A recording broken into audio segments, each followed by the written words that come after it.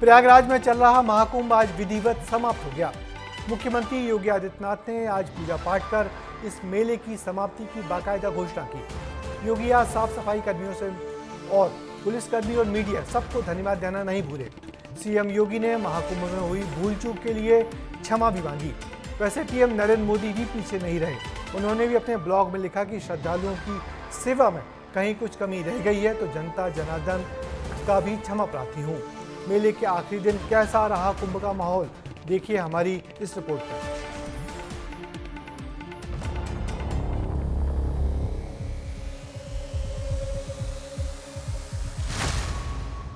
अगर इस महाकुंभ की तरफ नजर करें तो सहज भाव उड़ जाता है, ये एकता का महाकुंभ है।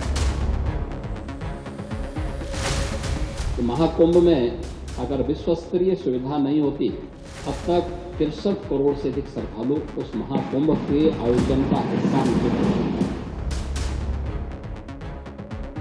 बहुत बढ़िया इंतजाम है। हम यहाँ के सीएम साहब योगी साहब का बहुत बहुत धन्यवाद करते हैं। और हमारे उत्तर प्रदेश में वो इतना आलीशान जो भारत सरकार ने किया है, योगी सरकार ने किया है।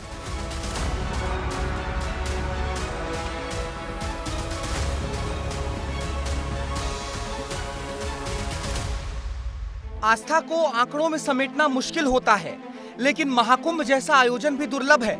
और जब ऐसे आयोजनों को इतनी खूबसूरती से कर लिया जाए तो जिन लोगों ने इस नामुमकिन काम को मुमकिन कर दिखाया, उनके साथ बैठना, उनकी पीठ थपथपाना और उनको विशिष्ट महसूस कराना भी जरूरी हो जाता है।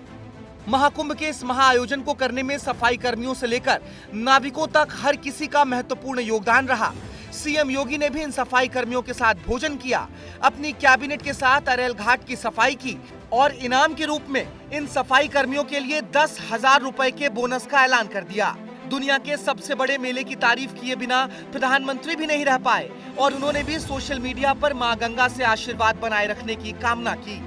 बीजेपी इस आयोजन को उपलब्धि बता रही है, चारों तरफ से सरकार को सराहना मिल रही है, लेकिन शंकराचार्य अभी मुक्तेश्वरानंद अभी भी असली और नकली कुंभ की परिभाषा समझाने में लगे हुए हैं और विरोधी पार्टियां कुंभ में हुई अव्यवस्थाओं को सरकार का फेलियर बता रही हैं। जो शास्त्रीय कुंभ की परिभाषा है वो माघ महीने में होता है। माघ महीने की पूर्णिमा को वो पूरा हो गया।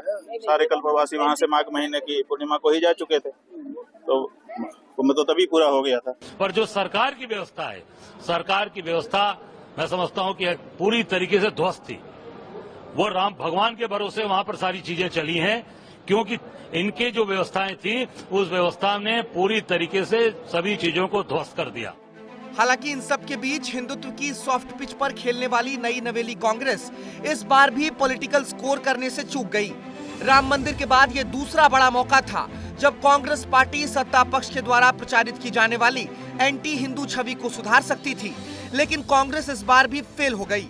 एक तरफ कांग्रेस के अध्यक्ष ने देश से गरीबी दूर करने का फॉर्मूला दे दिया, तो वहीं दूसरी तरफ राहुल गांधी महाकुंभ पर एक बयान तक भी ना दे पाए। अरे भाई, गंगा में डुबकी लेने से गरीबी दूर होती क्या? आपको खाना मिलता पेट को। वहीं जहां सचिन पायलट से लेकर डीके शिव कुमार, दिग्विजय सिंह और राजीव शुक्ला ने संगम में डुबकी लगाई, गांधी परिवार महाकुंभ से अपने आप को दूर करने में सफल रहे। और अब इसी पर मध्य प्रदेश की सियासत में खूब बवाल हो गया है। बीजेपी राहुल गांधी को नकली हिंदू की उपाधि दे रही है, तो युवा कांग्रेस बीजेपी को पुतला फूंकने की बड़ी धमकी दे रही है। यही अरमान होता है कि कम से कम एक डुबकी तो गंगा मैया में कुंभ में लगा ही लो, पर राहुल गांधी नहीं पहुंचे। कहते तो हैं कि हम हिंदू हैं, यदि वो हिंदू होते तो जरूर जाते। ईश्वर उनके हृदय में बसता है और ईश्वर हम सब में बसता है।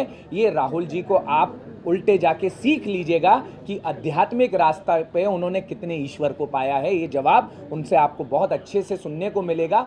महाकुंभ के इस महाआयोजन में कई रिकॉर्ड बने, लेकिन गांधी परिवार की दूरी ने दूसरी पार्टियों को कांग्रेस पर हमला करने का एक बड़ा मौका दे दिया। सवाल शंकराचार्य अभी मुक्तेश्वरानंद भी उठाते रहे, लेकिन इस बात में कोई दो राय नहीं है कि इस बार के महाकुंभ ने आस्था के सारे रिकॉर्ड तोड़ दिए। ब्यूरो रिपोर्ट, विस्तार न्यूज। प्रयागराज के इस महाकुंभ में रिकॉर्ड 66 करोड़ लोगों ने गंगा यमुना के संगम पर स्नान किया और आपको ये जानकर बहुत हैरानी होगी कि आबादी का ये आंकड़ा अमेरिका की जनसंख्या से 2 गुना है। योगी सरकार ने तो ये भी दावा किया है कि दुनिया में हिंदुओं की आधी आबादी के बराबर लोग यहाँ आए हैं।